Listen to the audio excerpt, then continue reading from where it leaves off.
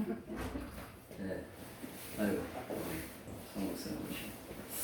예, 방금 영상을 보셨는데, 세 명의 선교사가 1800년도에 나이지리아에 들어가죠. 그리고 두 명은 말라리아로 죽고 한 명이 남아서 복음을 전합니다. 그런데 너무 미약한 가운데 복음을 전하게 되죠. 그런데 이게 복음의 불씨가 붙어가지고 엄청난 속도로 퍼져가게 되죠. 거기에서 수많은 박해가 일어나게 되고 기독교인들이 죽게 되고 교회가 불타는 그런 엄청난 일이 일어납니다. 그래도 저들은 뜨겁게 사모하면서 이렇게 모여가지고 지금 어마어마한 아까 모인 군 중에 163만 명이라고 나왔고 결신자가 어마어마한 부흥이 일어나고 있어요. 결국 교회의 부흥이라는 것은 좋은 환경에서 이루어지는 것이 아닙니다. 간절히 사모하는 마음, 반드시 이 땅이 부흥되기를 사모하고 그 마음이 간절할 때 하나님의 은혜가 임하게 되는 것이죠. 다시 한번 부흥의 교회로라는 제목으로 은혜를 나누게 되겠습니다. 네, 한국도 엄청나게 부흥했는데 이렇게 황무해질 상태가 됐습니다. 우리는 앞으로 어떻게 될지 너무도 지금 절망적입니다. 수많은 교회들이 지금 무너지고 있고 많은 사람들이 기독교를 비방하고 핍박을 당하고 교회를 떠납니다. 그래도 우리는 낙심하지 말아야 합니다. 지금 콩깍지교회도 이곳에 와서 예배를 드리고 있지만 반드시 부흥하는 날이 오게 될 것을 사모하면서 우리가 기도의 불씨를 꺼뜨리지 말아야 되겠습니다.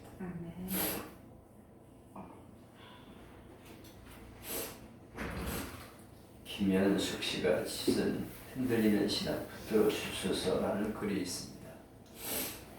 그런데 그 책에 보면 22년 동안 미국 이민교회에서 108번 교회를 옮긴 장로님 얘기가 나와요. 1년에 약 5번 정도, 평균 2달에 1번 정도 교회를 바꾼 셈이죠. 그분은 마음에 드는 이상형인 교회를 찾아다녔습니다. 근데 교회를 옮기는 그날부터 그는 교회의 단점들을 찾기 시작해요. 목사의 허물을 맨 먼저 찾아내고 자기 눈에 미친 교회의 허물을 자꾸만 찾고 다른 사람에게 얘기합니다. 교회 부족, 주보가 잘못되었다든지 성가대가 시원찮다, 주방이 깨끗하지 못하다, 음식이 시원찮다, 교인들의 태도가 건방지다. 그래서 108개나 되는 교회의 단점을 낱낱이 노트에 적어서 마치 보물처럼 간직하고 다녔다고 합니다. 그런 그가 병 걸려 죽게 되니까 어느 교회도 장례식을 치러줄 교회가 없었어요.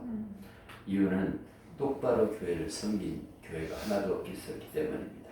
결국 그는 죽기 전에 108번째 나갔던 교회 목사님이 불쌍히 여겨서 장례식을 치러주게 되었다는 그런 글이 나옵니다.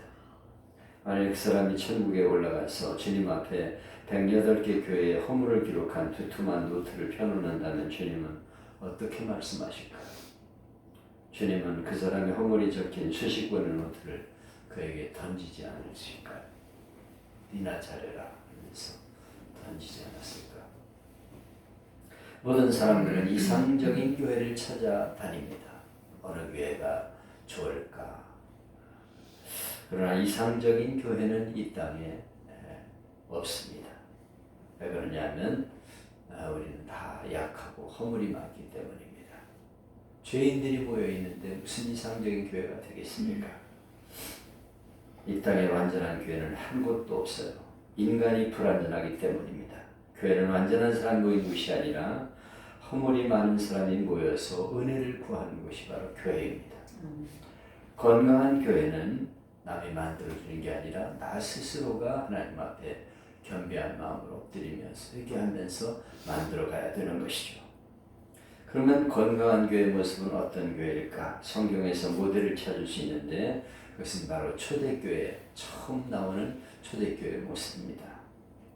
성령 충만했던 교회, 부흥이 일어나서 날마다 구원받는 사람이 더하는 교회, 그것이 바로 오늘 본문에 나오는 초대교회의 모습이죠. 여기 46절로 47절에 보면 어떤 교회였는가를 볼 수가 있습니다. 저들이 날마다 마음을 같이하여 성전에 모이기를 힘쓰고 집에서 떡을 떼며 기쁨과 순전한 마음으로 음식을 먹고 하나님을 찬미하며 또 온 백성에게 칭송을 받으니 주께서 구원받는 사람을 날마다 더하게 하신다. 중요한 것은 날마다 마음을 같이하여 성전에 모이기를 힘썼다. 모이기를 힘썼다는 것입니다. 성전에 모이기를 힘썼다. 그들이 처음에 무슨 변변한 교회가 있었겠습니까? 가정에서 모이는 교회겠죠. 근데 그들이 모이기를 힘썼어요. 날마다 저들이 교회라는 이름으로 모이기를 힘썼습니다. 그리고 집에서 떡을 떼며 기쁨과 순전한 마음으로 음식을 먹고 교제가 있었어요. 저들이 모여서 하나님 앞에 예배를 드리고 그리고 서로 떡을 떼면서 사랑의 교제를 나누었습니다. 그리고 하나님을 찬송하니까 많은 사람에게 칭송을 받게 되었다는 거예요. 야, 정말 교회가 대단한 곳이구나. 그래서 구원받는 사람을 날마다 더하게 하셨다. 이렇게 말씀하고 있어요. 가장 중요한 것은 무엇입니까? 날마다 모이기를 힘썼다 하는 것이죠. 여러분 함께 모여서 말씀을 배우며 기도할 때 교회의 사명을 감당하게 되는 것입니다. 아무리 활발 타는 장작도 띄워놓으면 얼마 못 가서 꺼져버리고 말지요.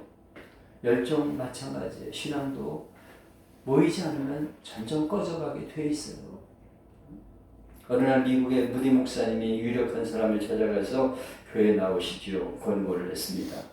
그런데 그 사람은 교회 안 나가도 신앙생활만 잘하면 되지 않겠습니까? 이렇게 말하는 거야. 그때 무디는 벽난로에서 이글이글 타는 석탄 한 덩어리를 집게로 꺼내서 따로 놓았습니다. 그랬더니 얼마 못 가서 화기가 점점 약해지더니 그만 시커먼 덩어리로 변하고 말았어요. 무디는 말합니다. 보십시오. 아무리 열심히 있고 신앙이 좋아도 교회에서 성도가 멀어지게 되면 이 꼴이 되고 맙니다. 혼자 잘 믿는 것 같지만 그것은 불가능한 일입니다. 함께 모여서 뜨겁게 기도하면서 하나님께 예배할 때 성령의 역사가 나타나게 되는 것입니다. 그렇게 권면했다고 합니다. 인간적으로 생각하면 이 바쁜 세상에 무엇 때문에 새벽 기도니 오후 예배니 밤 기도니 수요 기도니 금요 기도니 이런 거 왜 만들어놨냐 이런 생각을 할 수가 있어요. 피곤한데 주일날 한 번만 모이면 되지 이런 생각을 할 수 있습니다. 그럴듯하지만 그것은 큰 착각입니다. 서구 교회나 미국 교회를 보세요. 새벽 기도도 없고 수요일, 금요일, 셀 예배, 금요 기도도 없습니다. 그냥 주일 아침 8시나 9시에 한 번만 드리는 거예요. 그러면 교회가 부흥하게 되었을까요? 아니죠. 형편없는 교회가 되어갑니다. 반대로 한인교회는 처음에 미국인 교회를 빌려 예배드립니다. 아침 8시나 9시에 예배를 드리고 간 다음에 11시나 오후에 세를 얻어서 예배를 드립니다. 근데 놀라운 것은 일주일에 한 번 드리는 미국인 교회는 날마다 교인 수가 줄어들어서 목회자 사례비나 교회 관리비도 부족한 그런 교회가 되어버리고 말아요.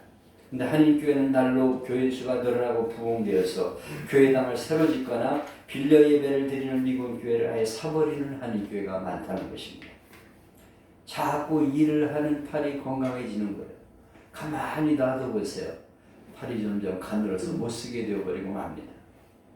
자주 모이는 교회가 부흥하게 되는 것입니다. 모이기를 힘쓰는 교회가 부흥하게 되는 거예요.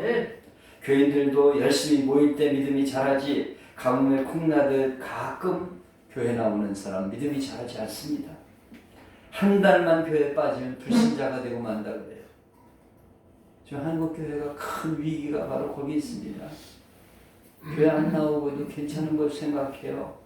비대면 예배, 이게 바로 사탄의 정치들이 하는 일입니다. 교회 안 나오고 지금 얼마를 안 나오고 있는 것입니까? 그러면 그 사람들이 신앙이 제대로 유지가 되겠습니까? 처음에는 교회 안 나가면 마음이 좀 가책이 있다가 나중에는 마음이 편해져. 그래서 장로님도 교회 안 나가니까 편하대. 완전히 불신자가 되어버리고 마는 거예요. 마귀밥이 되는 거예요. 마귀밥이. 우리는 하나님께 예배하도록 지음받은 존재입니다. 그래서 하나님께 나와 예배를 드릴 때 영육이 복을 받게 되어 있어요. 영혼이 잘 되게 되고 하나님 말씀을 통해서 새로운 힘을 얻고 세상에 나가 승리하게 되는 것입니다. 신앙인에게 가장 복된 시간은 하나님께 나아가 예배드리는 시간임을 알아야 합니다.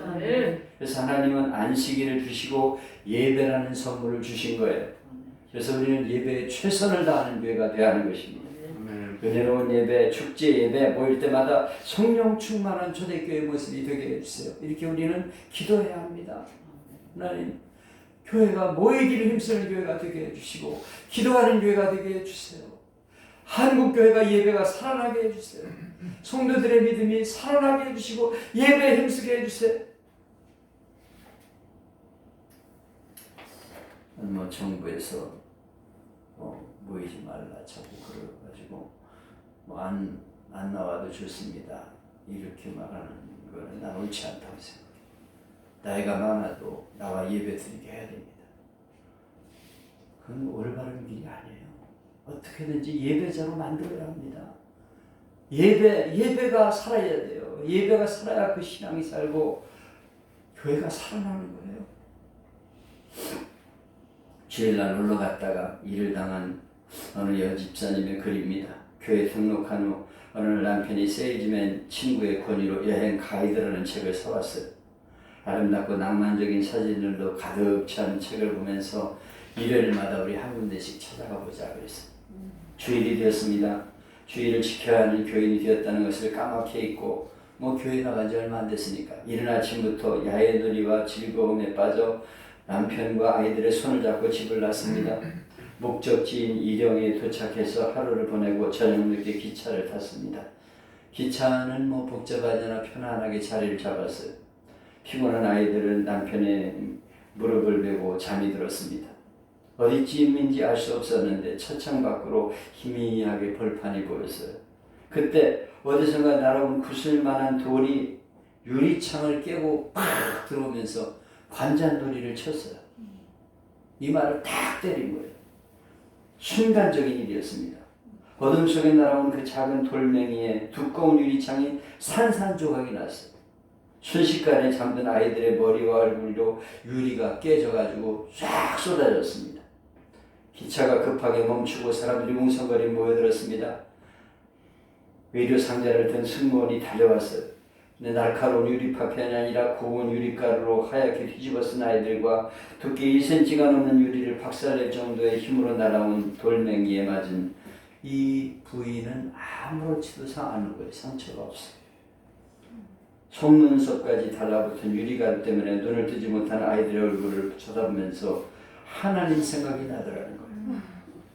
그리고 그때 오늘 주일날이지 하는 생각이 났답니다. 그 후부터는 하나님의 사랑에 붙잡힌 피가 되어서 과천으로 이사가 깊이 신앙의 뿌리를 내리게 되었습니다. 그 집사님은 하나님이 주일을 성수하도록 가정에 특별한 은혜를 주셨다. 그렇게 간증하고 있습니다. 세계 2차 대전이 벌어졌을 때 대영 제국은 불안과 두려움에 사로잡히게 되었습니다. 전쟁에는 승산이 없고 독일의 점령은 시간 문제로 예측되고 있었습니다. 이런 상황에서 대영 제국의 지도부는 저들과 싸우겠다고 선전포고를 합니다. 그러면서 유명한 윈스턴 처칠이 당시 성공의 영국의 종교가 바로 성공회죠. 기독교가 성공회라는 이름을 가지고 있는데 주교라고 합니다. 주교가 윌리엄 템플이었습니다. 그에게 국민에게 연설을 해달라고 부탁합니다. 윌리엄 템플은 나가서 방송에서 이렇게 연설을 합니다. 대영제국의 국민 여러분, 지금은 우리가 하나님께 예배할 때입니다. 전쟁은 큰일입니다. 그러나 예배는 더 큰일입니다. 만일 우리 국민이 이와 같은 때에 정말 하나님께 예배드릴 수만 있다면, 우리가 하나님을 바라보고 하나님이 우리와 함께 있다는 것을 믿을 수만 있다면 전쟁은 결코 큰일이 아닙니다. 우리는 능히 우리가 예배한 하나님의 도우심으로 이 전쟁을 승리하게 될 것입니다. 그 이튿날 주일 영국의 모든 교회가 종을 울리고 예배하는 교회들로 가득 차게 되었어요. 국민들이 인산인해를 이루었습니다. 그렇다 예배드리자. 예배를 안 드리다가 그냥 교회 안에 예배당의 사람들로 가득 차게 되었어요. 그리고 대영제국은 그 전선에서 승리할 수가 있게 되었습니다. 이것이 바로 예배자들의 축복이라고 그들을 간증하고 있습니다. 뭐 전쟁 큰일입니다. 그러나 그 전쟁보다 큰일은 예배하는 거예요. 하나님께. 살아계신 하나님께 예배드릴 때 하나님의 은혜가 임하게 되는 것입니다. 여러분, 우리가 날마다 주님 앞에 나와 예배를 드릴 때 하나님께서 이런 기적을 일으키는 것을 믿으시기를 바랍니다. 천지를 지으신 하나님, 창조주 하나님이 함께 하시는 곳이 교회예요. 예배가 살아야 교회가 살고 사회가 살고 나라가 살게 되는 것입니다. 독일의 멘델시존이라는 음악가가 세상에 이름이 알려지지 않을 때입니다. 그가 어느 날 길거리를 지나가다가 교회에서 오르간 소리가 흘러나오는 것을 듣게 되었어요. 멘델시존이 안으로 들어가 보니까 한 젊은이가 자기가 작곡한 것을 연주하는데 틀리게 연주를 하는 거예요. 그래서 지나칠 수가 없어가지고 죄송하지만 내가 그 오르간으로 한번 그 곡을 연주하면 안 되겠습니까? 그렇게 말해요. 근데 젊은 청년이 방문객은 오르간을 칠 수가 없습니다. 거절했어요. 멘델시존이 밖으로 나와서 가려고 그러다가 도저히 그냥 갈 수가 없어. 그래서 다시 들어가서 내가 한 번만 이 오르간으로 그 곡을 치면 안 되겠습니까? 그랬더니 안 된다는 거예요. 가려다가 또다시 들어가 사정을 했어. 그랬더니 이렇게 말하는 데는 무슨 이유가 있을 것이다 생각을 해서 허락을 했어요. 멘델스존 오르간 앞에서 한참 기도를 하고 난 다음에 건반에 손 얹고 반주를 시작합니다. 그러자 오르간 소리를 듣고 있던 젊은이가 깜짝 놀라는 거예요. 그리고는 당신은 도대체 누굽니까? 이렇게 오르간을 연주를 잘하십니까? 그랬더니 멘델스존이 내가 바로 그 곡을 작곡한 멘델스존입니다. 멘델스존은 그 젊은이에게 잘못 반주한 부분을 잘 가르쳐주고 연주하는 방법을 가르쳐주었다고 합니다. 여러분, 건강한 초대교회는 성전에 모이는 교회였습니다. 오늘 우리는 교회 예배의 위기를 맞이했습니다. 왜 예배 드리기보다는 우리는 세상 향락을 쫓아 형식적인 예배를 드리고 놀러다니기 바쁘다가 그만 코로나의 직격탄을 맞게 되었습니다. 정신 차리라 이거예요. 이놈들. 이제 우리는 그동안의 잘못된 신앙을 회개해야 합니다. 예배의 소중함을 잃어버리고 되는 대로 건성건성 예배드리던 우리의 모습을 회개해야 됩니다. 하나님 앞에 엎드려야 됩니다. 예배를 그동안 소홀히 한 우리들의 죄를 하나님 앞에 엎드려 회개해야 합니다. 우리는 젊은 오르간 연주자처럼 잘못된 신앙을 가지고 신앙생활을 하면서 괜찮은 것처럼 생각하며 살지 않았습니까? 곡을 작곡한 사람이 그 곡을 가장 잘하지 않아요? 우리를 가장 잘하시는 분은 창조주 하나님이십니다. 그분께 나가 예배를 드릴 때 우리의 잘못을 고쳐주시고 우리의 신앙을 고쳐주시고 우리의 삶을 고쳐주시고 우리 가정과 세상을 변화시켜 주시는 것입니다. 우리가 하나님 앞에 예배 드리는데 최선을 다할 때 하나님이 우리를 축복하시고 가장 좋은 것으로 우리에게 주실 것입니다. 그리고 지금 이 어려운 문제들을 다 해결해 주시는 은혜가 임하게 될 것입니다. 우리도 초대교회의 모습처럼 성전에 모이기를 힘쓰고 예배에 최선을 다하는 교회가 되기를 결단해야 합니다. 그래서 우리들이 축복의 주인공이 되고 이 땅에 부흥의 불씨를 일으키는 나의 질이야. 그 선교사 한 사람이 들어가서 미미하게 시작한 그 나이지리아가 163만 명의 결신자가 일어나가지고 수많은 사람들이 모여 예배를 드리는 것처럼 다시 한번 이 땅에 부흥이 일어나기를 간절히 사모하면서 주여 예배를 회복시켜달라고 우리는 하나님 앞에 기도해야겠습니다. 주님, 우리가 교회의 부흥의 불씨가 되기를 원합니다. 초대교회 모습으로 돌아가기를 원합니다. 그렇게 기도해서 우리를 통해서 우리 가족과 사랑하는 친지와 이웃들이 주님을 만나게 되는 은혜가 있기를 주님의 이름으로 축복합니다. 이 땅의 황무함을 보소서. 찬양하겠습니다. 황무함을 보소서.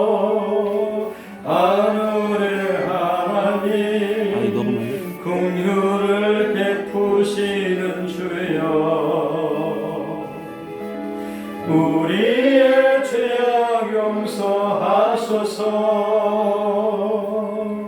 이 땅 고쳐주소서.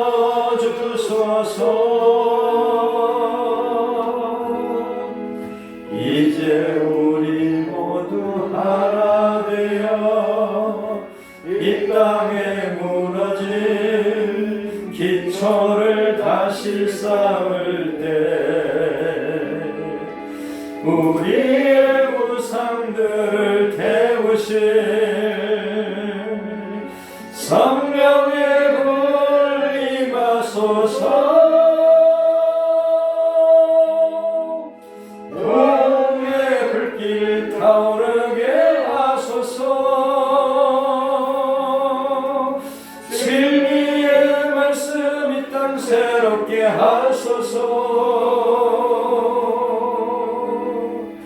은혜의 강물 흐르게 하소서.